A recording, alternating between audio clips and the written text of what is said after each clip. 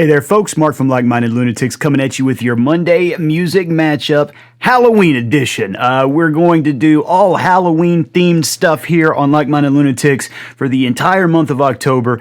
We did it last year. We did it the year before last. You can check those playlists out if you want to go and check out past Halloween stuff. But we're doing all Halloween stuff. And today I've got to kick off this month. I've got a great matchup. We're going to look at Nativity in Black, NIB from Black Sabbath, and we're going to compare Ozzy's original studio recording to a live version that Dio recorded. Now, hopefully you're familiar with Black Sabbath. I don't know how you could not be familiar with Black Sabbath, but Ronnie James Dio replaced Ozzy as the lead singer, and as far as I know, they never recorded a studio version with Dio, but we do have a live version of Dio. Now, I'm going to go ahead and stay from the very outset here. I love Ozzy. Love him. Love Dio. So I don't know if I'm going to be able to pick which is better, but I do think it would be interesting to kind of compare these two just legendary vocalists. Now, just a little bit of history. This song comes off of Black Sabbath's eponymously titled album, Black Sabbath, from 1970. It was written by Geezer Butler. Geezer has said that he imagined this song, the lyrics to this song anyway, as the devil falling in love, or Lucifer falling in love. I'm going to go ahead and say, and I've said this before in past videos, I feel like that this is more appropriate for Hades and Persephone. If you're familiar with the Greek myths of Hades and Persephone, that's what it feels like to me. But it's Geezer's song, so whatever you want to say, Geezer. But in my head, this is a Hades singing as the protagonist of this song. So let's go back in time and let's listen to Ozzy's original version. Now, again, I love both of these artists. So at the end of this, I might say I prefer one over the other, but that means nothing. Both of these artists are absolutely legendary. Do it, Oz.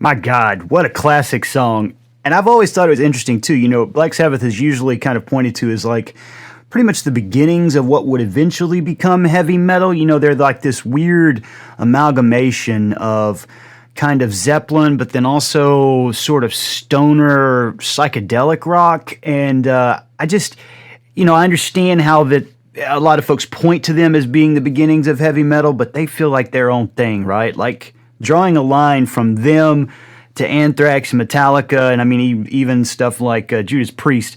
I mean, I get it, but God, they have such a unique sound and feel to them. Part of that's the recording, I think, is that, you know, when they recorded this in 1970, they probably were recording this in the 69 or something. Man, the studios were really just stripped down. You had to be able to play the damn song. There was no, I mean, there was punching in, but you could tell if you were punching in. So play the whole track, man. You had to be great musicians to do this. And man, Geezer's, the bass and Iommi and just everybody is firing on all cylinders. I could talk about this song forever, but let's get to Ronnie James Dio. This comes from the deluxe expanded version of Mob Rules, and this is a live recording of Ronnie doing this. Normally, I'm hesitant to match up live with a studio, but we're talking about Ronnie James Dio here. So I feel like his studio version probably would not be that dissimilar. He's not a guy that needs multiple takes. Ronnie just gets in there and does it. So do it, Ronnie.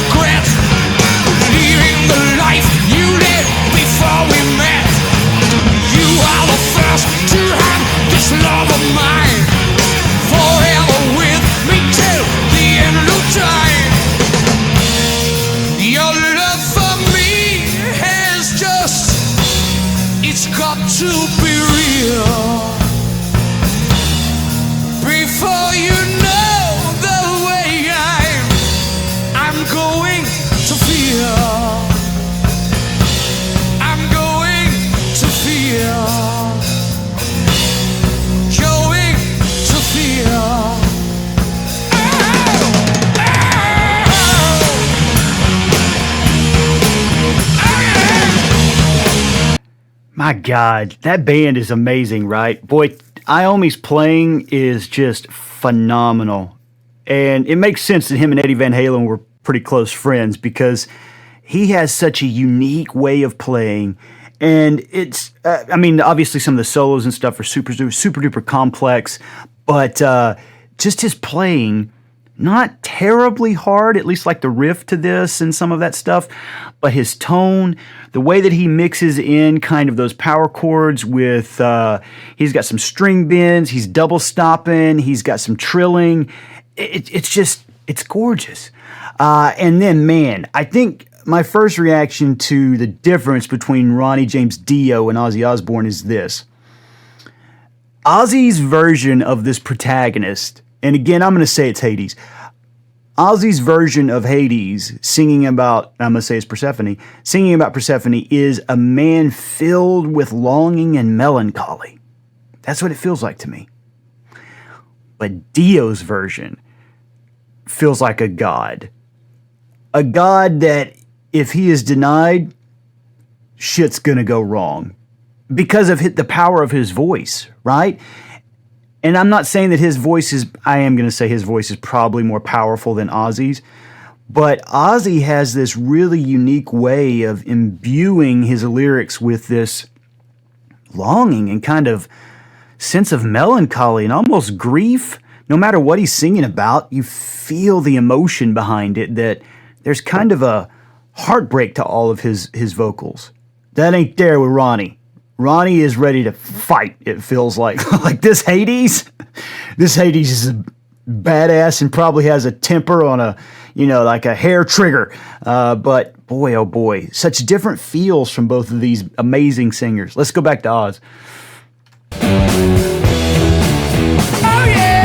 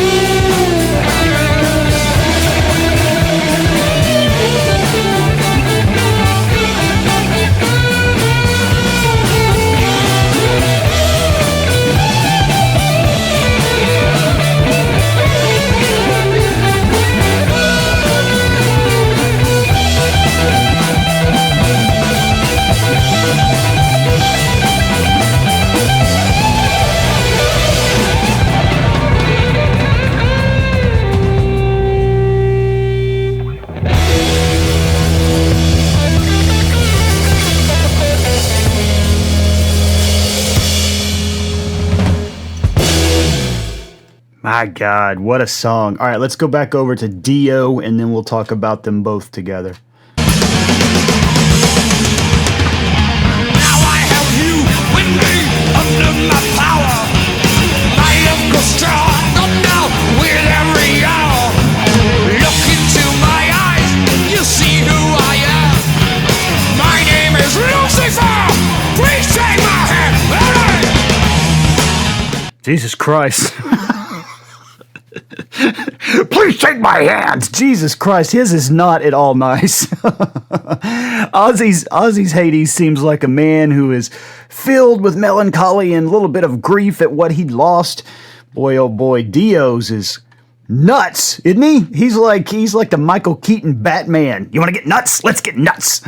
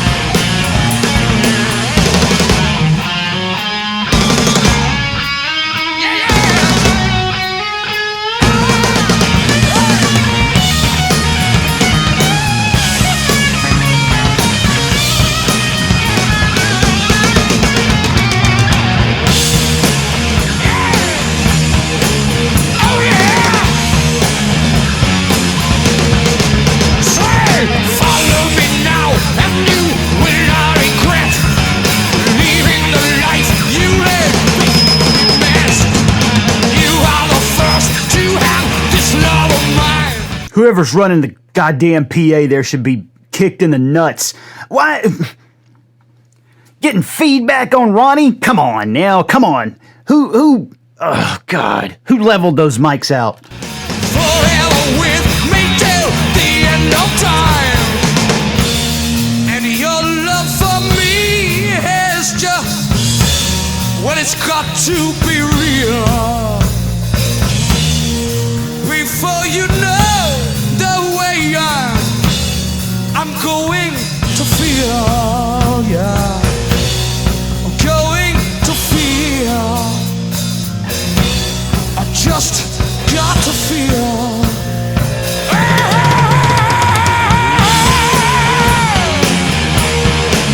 Oh yeah. This Hades will rip your face right off.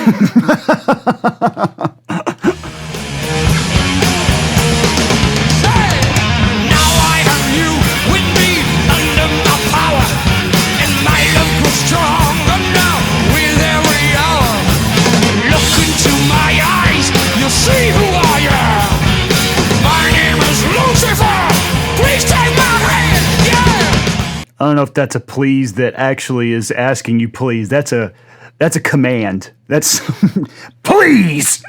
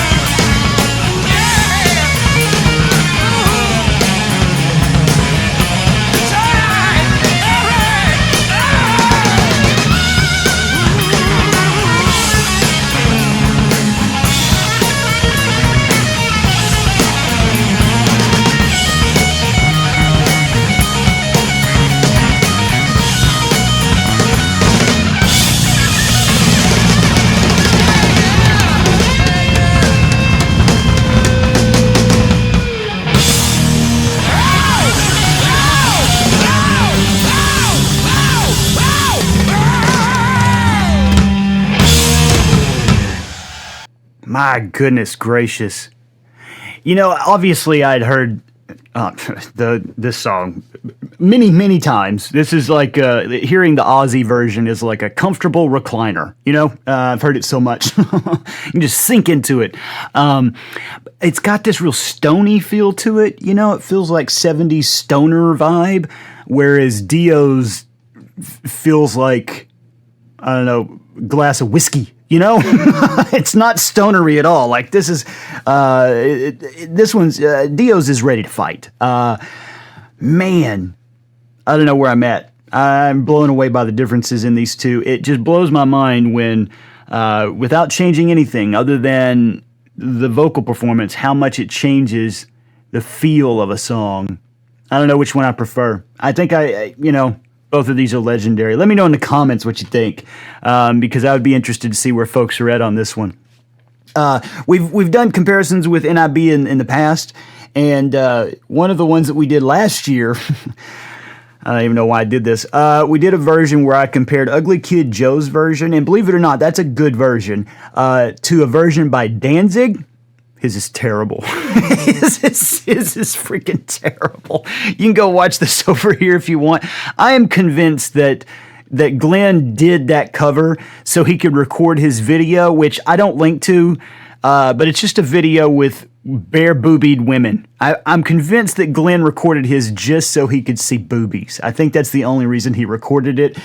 So if you want to see my comparison of those two things, you can go here, or you can go to YouTube and just Google, just type in Danzig NIB, and you can see all the bare boobies that you'd like. But boy, let me know in the comments what you think about these two versions. I love both of them, and they have such different feels. I don't know where I'm at. And finally, let me just say we're doing all Halloween content here on Like Minded Lunatics all month of October. And we also have a live show coming up. If you are in the Austin area on October 20th at the Alamo Draft House Barrel of Fun, we're hosting a variety show. We're going to have different acts. It's all going to be all Halloween-y stuff. But if you're here in town, go to our Facebook page, and you'll find the event page for that variety show. We would love to see you there. As we fade out, I'm going to play some of our resident musician Richard D. Hall over the subscribe page. It's all music he's put together for our Halloween stuff. So check that out. Take care of yourselves, folks, and I'll see you soon.